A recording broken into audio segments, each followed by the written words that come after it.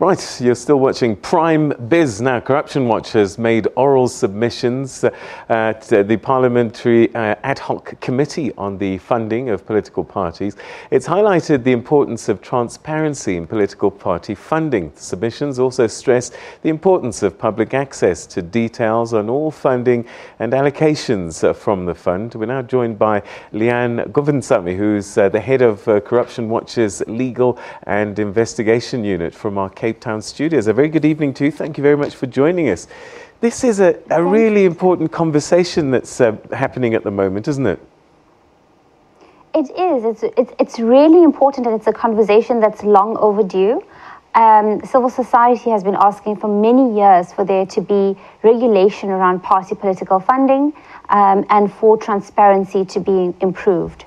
All right, as we start the conversation about the South African situation, paint the picture of what's the norm around the world now. I mean, look, there are best practices that are in various countries around the world, depending on the political system that exists in that country. So it's difficult, to compare country by country. What we have been looking at as Corruption Watch are international best practices that have been developed by the OECD. These are guidelines, essentially, that provide for basic guidelines on what countries should be looking at.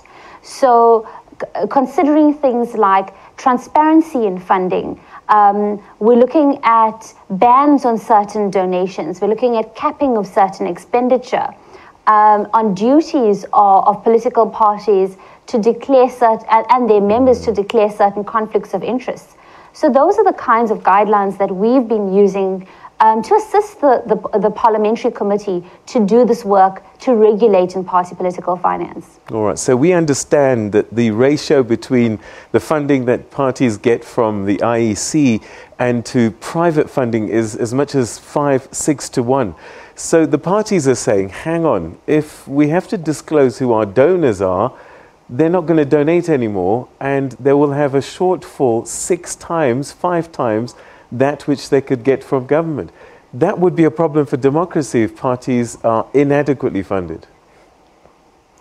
I mean, look, if we look at that question, if we say that there's a risk that private donors, corporations, wouldn't donate to political parties, we need to evaluate the legitimacy of that risk. I think that private corporations and business is just as interested in having transparency around party political funding as private citizens are, as civil society is, because the more transparency you have, the better suited we are to have a really robust, kind of mature democracy, where we're able to say, these are the companies that are donating to various political parties, and we're able to scrutinize those donations, ask questions about it, and not be in fear that these donations are going to stop. There was a very pertinent question put by the chair of the committee to some civil society organizations to say, have we really looked at this risk? Should we be in fear of this risk and then risk not having transparency around this? What outweighs, should the risk outweigh the transparency objectives? And should we not regulate this very important area because of that fear? So is that fear justified? And I don't necessarily think that it is. Is there a link between the size of a donation and influence brought to bear, or is this just a fear that we're trying to allay? Look, there could definitely be, if I understand the question correctly, there could definitely be influence by big business over certain political parties, the promises of maybe tenders, or, those are the kinds of risks that exist not only in South Africa, but in countries around the world. So that risk definitely is there. And, one of the things that we've suggested is that if you don't, so there can be certain bans, right? You could have a ban on foreign government funding, for example, and that could be a genuine outright ban, and then you could have regulation of funding from certain entities. But where you're looking at investment arms and investment arms that belong to particular political parties, or you're looking at businesses that do business with the state, there needs to be some sort of outright ban because of the potential for that kind of risk. All right. Have you been able to gauge if the public actually care, or is this something that you hope that they should care? Do people actually, are they even bothered really? I think that if you look at certain surveys around trust in public institutions, in some of the civil society submissions, that kind of trust in political leaders is even less than the trust that people have in our police system.